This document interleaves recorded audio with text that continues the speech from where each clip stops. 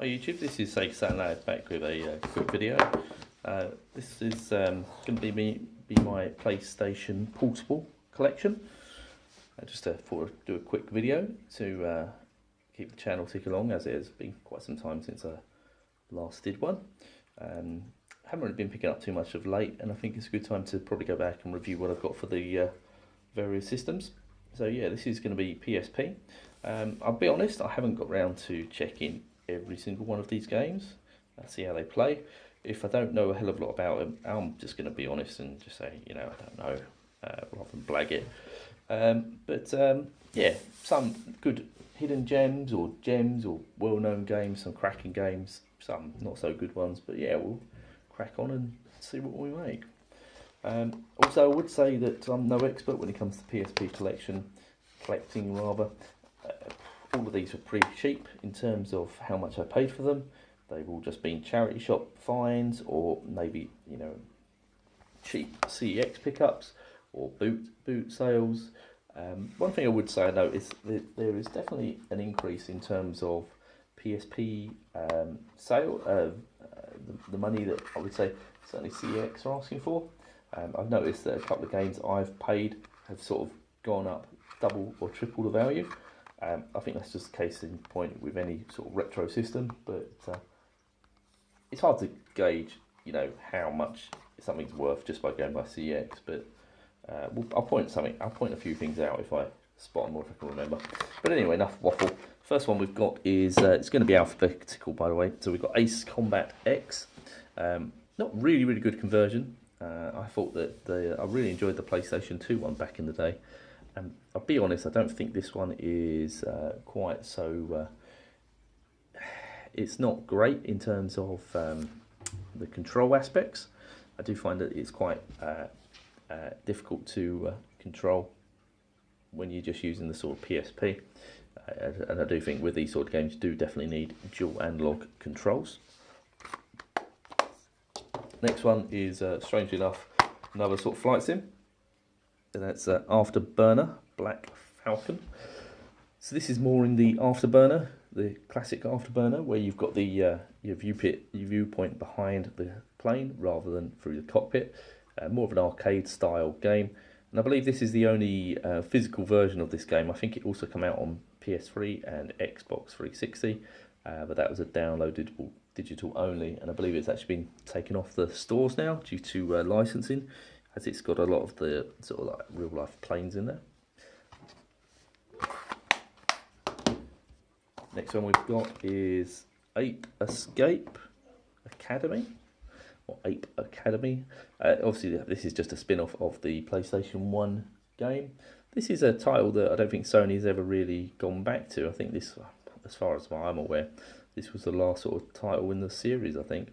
I do remember the Ape Escape on the PlayStation 1. I think that was the first game that used the dual sticks, dual shock controllers. But yeah, I haven't really got around to playing this. It was 99p and I thought, yeah, it's a bit different, pick that up. Next one, really good game. Fantastic conversion of the sort of PlayStation, Cube and Xbox games. That's Burnout Legends. Obviously everyone, I think, has played Burnout to some degree. Really good game, very arcade, extremely fast. Thrills per minute. Next one we've got is one of these retro compilations, and that's it's actually a USA copy, but they all work perfectly fine. It's all region free. Capcom Remixed, or Classic Collection Remixed. In my opinion, this isn't the one to go for. The Reloaded one is the better one to pick up. The Reloaded has all the Street Fighters, and it's also got the Knights of the Realm, which is one of the sort of Capcom's hidden sort of side-scrolling beat-em-ups, but it was all myth and magic, very good. This one you've got the original Street Fighter, you've also got Final Fight and Strider, so it's not without its good titles as well, but to me the other one is the better one to pick up.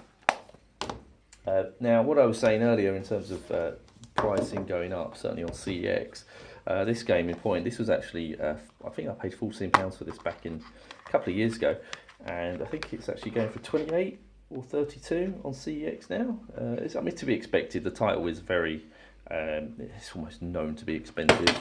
Oh, there we go. And it's the Castlevania Dracorex Chronicles.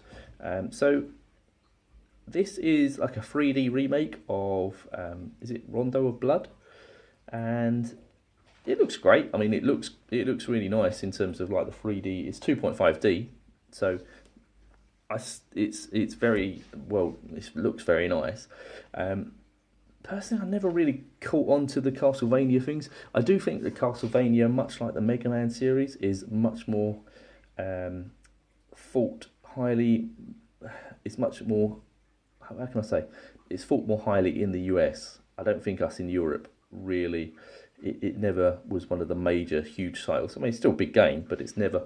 It's like when you talk to when you see the American channels and they talk about Mega Man and Castlevania, you know, they really do. Their eyes light up when they talk about these games. But I don't think with us in Europe really, it never really hit the point for us. But it's still a good game. A couple of annoying things about it is that it's actually got the Symphony of the Night, the PlayStation and Sega Saturn game, on it as a. Well, it's actually, like I say, a compilation, but you do have to unlock it through Rondo of Blood.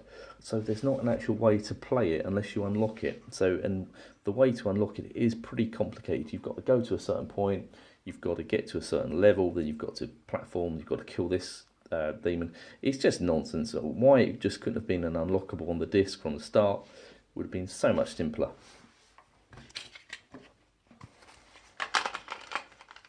But yeah, I say case in point, that's obviously going for quite a bit more than what I paid for it.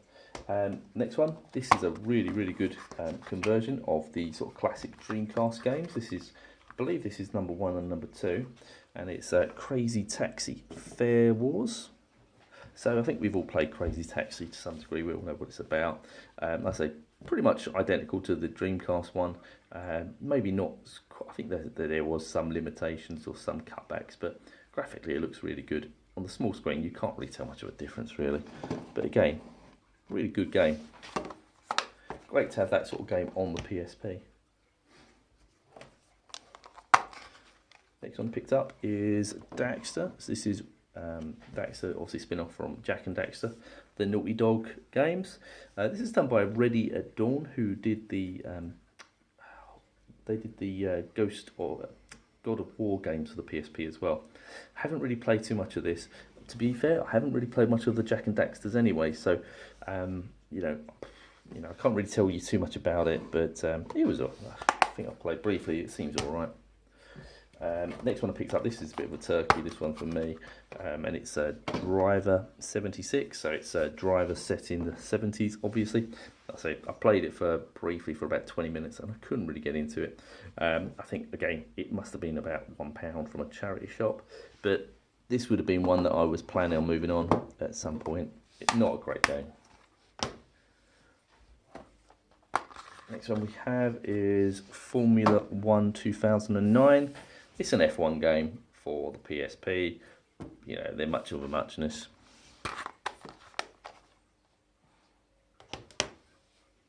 A couple of cracking titles coming up now. First one is obviously the said God of War. This is Chains of Olympus. This is the first one. I believe this was the first one. Ghost of Sparta is the second one, I believe. I might be wrong though. Both really good games.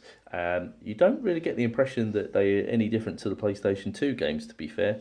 You know, they're really convincing in terms of their scope. They've got the massive boss battles, massive demons that you've got to fight, and it really does set the tone for you know, the whole sort of mythology. But really good games. Next one is God of War, Ghost of Sparta. So, like I said, I believe this was the second one. This one I completed them both. I believe that this was, I enjoyed this one a bit more. It's just a bit more polished. They obviously got round to sorting out all the little glitches, and you can just tell it's a bit more of a later game in the series on the system. But again, really good. You know, it is God of War. It is what it is, really. As you can tell, I'm not particularly knowledgeable when it comes to a lot of these games, even the ones I've completed. Next one I picked up, we've got this series, which is the Grand Theft Auto Chinatown Wars. This was the conversion of the DS game. with some souped up visuals. To me, it's obviously more in the style of the original Grand Theft Auto, like 1 and 2. It's a bit difficult to sort of play that now when we're used to the later Grand Theft Autos. I know it was extremely well received when it came out. Personally, I couldn't really get into it. It was it's more like an early Grand Theft Auto, but like I said, it wasn't too much. I might just tell the price on. Like I said, pretty cheap, I think it was. And then we come to the other ones in the series, which is Grand Theft Auto. Oh, the UMDs are going to keep coming out. This is Liberty City Stories. Again, to me, I don't think these can work very well on the PSP. I think even the early Grand Theft Autos are a bit cumbersome now compared to the later ones in the series.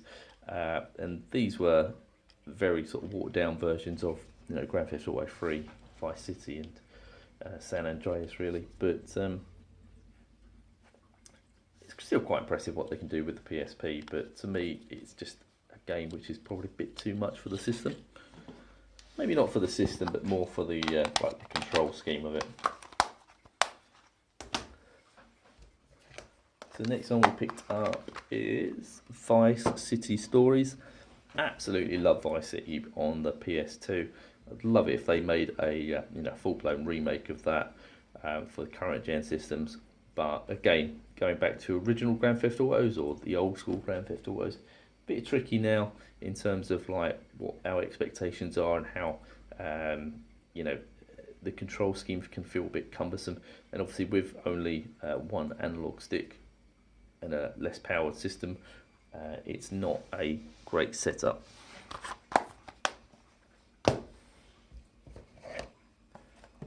Next one we've got is Little Big Planet. Again, can't really tell you too much about this. I know that they're on a lot of the other. They're on the PS3 and PS4 as well, aren't they?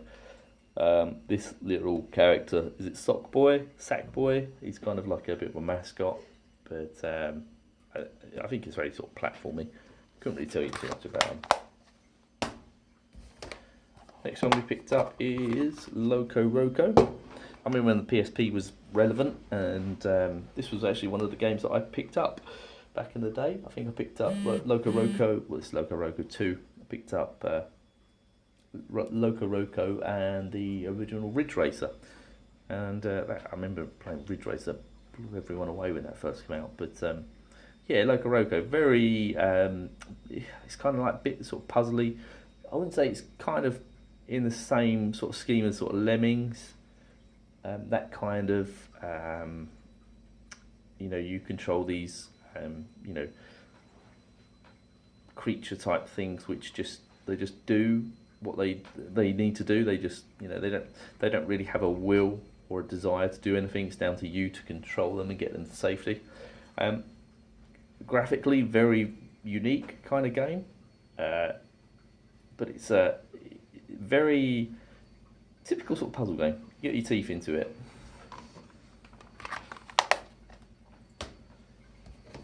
Next one we picked up, I know there is quite a series of these on the PSP, and I know the Acid series are quite well thought of. But this is Metal Gear Solid, the Portable Ops. As you can tell, it was 99p. I couldn't really tell you too much about it.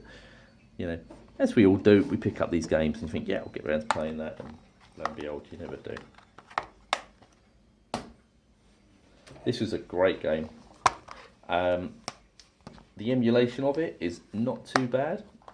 Again, case in point, this was, I think I got this from a charity shop for a couple of quid. This is now, I think it's on CEX for about 20 quid now. It's to be expected, but it's the Metal Slug Anthology. I do notice there is more slowdown with this than, obviously other systems. So it does seem to strain the PSP quite a lot, but you've literally got all the Metal Slugs on there. I think you've got everything to, Metal Slug 5. So you don't, no, Metal Slug 6 actually. I think that's the last one, most recent one, I believe. No, I think there's Metal Slug 7 on the DS, isn't there? Don't quote me on that, but yeah, Metal Slug. The PSP is great for sort of retro compilations. SNK do quite a few as well. There's SNK Arcade Classics Volume 1. Then there's also a Samurai Showdown collection. And I believe in Japan there was also a King of Fighters collection as well. But again, the PSP is a really good system in terms of retro compilations. You know, if you actually look in the Japanese market, there's a hell of a lot more. There's Konami classics, there's Parodius, there's Poppin' Twinbee, there's various other, I think there's a Hudson Soft as well, there's Gradius, look into it, there's hundreds of the things, but it's a really good system to pick up if you like your sort of retro inspired games. This is a really good collection as well. This is Midway Arcade Treasures Extended Play. So this is I believe this is the second one as well. I like this one because it's got all the Mortal Kombats on it. Got some classic arcade games on it as well. Obviously you've got Marble Madness and Rampage, and you've got Paperboy on there as well. I think Paperboy's on there. So yeah, I think it's on there. I'm sure it's on there. Might be wrong, but yeah, another arcade collection to pick up. And this one, I think this is one of the most impressive racing games on the system. Really, really good. And it's MotorStorm Arctic Edge. So if you like these kind of off-road, you know, arcade-style racers, pick this up. Again, this isn't very expensive. This is a really, really good conversion. I believe this is on PS3 as well. And it's really impressive how they managed to sort of squeeze it down into the PSP. But looks fantastic. Obviously, it's a very, very late in the system's life. Right, so I'll leave it at that. That's part 1, and I'll crack on with part 2.